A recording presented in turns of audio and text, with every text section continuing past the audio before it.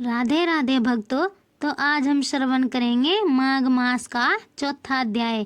कथा श्रवण करने से पहले हमारा YouTube चैनल सब्सक्राइब और वीडियो को लाइक जरूर करें। तो चलिए कथा श्रवण करते हैं। श्री वशिष्ठ जी कहने लगे कि हे राजन, अब मैं माघ मास के उस महत्व को कहता हूँ जो कार्तवीर्य के पूछने पर दत्तात्रेय जी ने कहा था।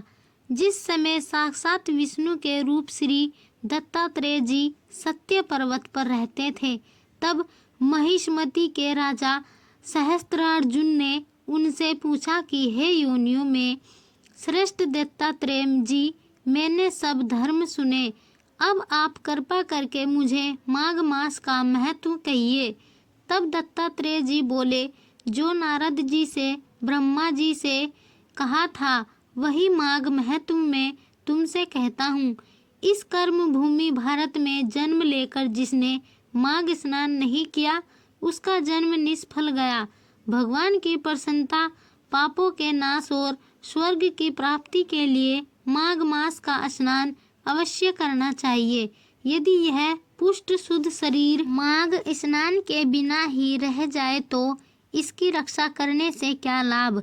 जल में बुलबुले के समान, मक्खी जैसे तुच्छ जंतु के समान यह शरीर माघ स्नान के बिना मरण समान है।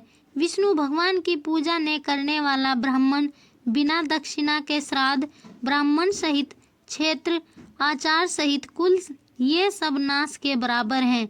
गर्व से धर्म का, क्रोध से तप का, गुरुजनों की सेवा न करने से स्त्री तथा ब्रह्मचारी बिना जली अग्नि के हवन और बिना साक्षी के मुक्ति का नाश हो जाता है।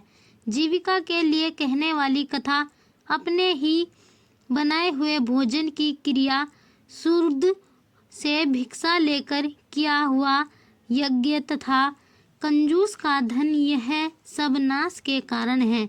बिना अभ्यास और आलस्य वाली विद्या, असत्यवाणी, विरोध करने वाला राजा, जीविका के लिए तीर्थ यात्रा, जीविका के लिए व्रत, संदेह युक्त मंत्र का जप, वैराग्य चित्त होकर जप करना, वेद ने जानने वाले को दान देना, संसार में नास्तिक मत ग्रहण करना, श्रद्धा बिना धर्म क्रिया, यह सब व्यर्थ है।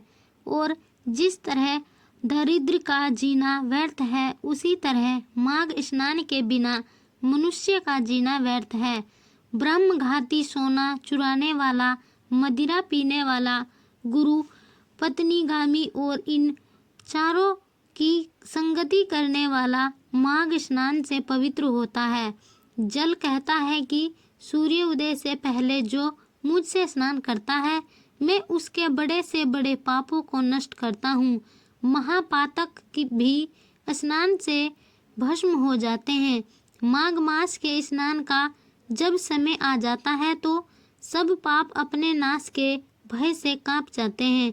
जैसे मेघों से मुक्त होकर चंद्रमा प्रकाश करता है, वैसे ही श्रेष्ठ मनुष्य माघ मास में स्नान करके प्रकाशमान होते हैं। काया वाचा मनसा से किए हुए छोटे या बड़े, नए या पुराने, सभी पाप स्नान से नष्ट हो जाते हैं। आलस्य में बिना जाने जो पाप किए हो वह भी नाश हो प्राप्त होते हैं। जिस तरह जन्म जन्मांतर के अभ्यास से आध्यात्मिक ज्ञान की प्राप्ति होती है, उसी तरह जन्मांतर अभ्यास से ही माघ मास में मनुष्य की रुचि होती है। यह अपवित्रों को पवित्र करने वाला बड़ा तप और संसार रूपी कीचड़ को धोने की पवित्र वस्तु है। हे राजन, जो मन वांछित फल देने वाला माघ स्नान नहीं करते, वह सूर्य चंद्र के समान भोगों को कैसे भोग सकते हैं। तो भक्तों, यह था माघ मास का चौथा अध्याय। पांचवा अध्याय श्रवण करने के लिए हमारा YouTube चैनल सब्सक्राइब और लाइक जरूर करें। राधे राधे।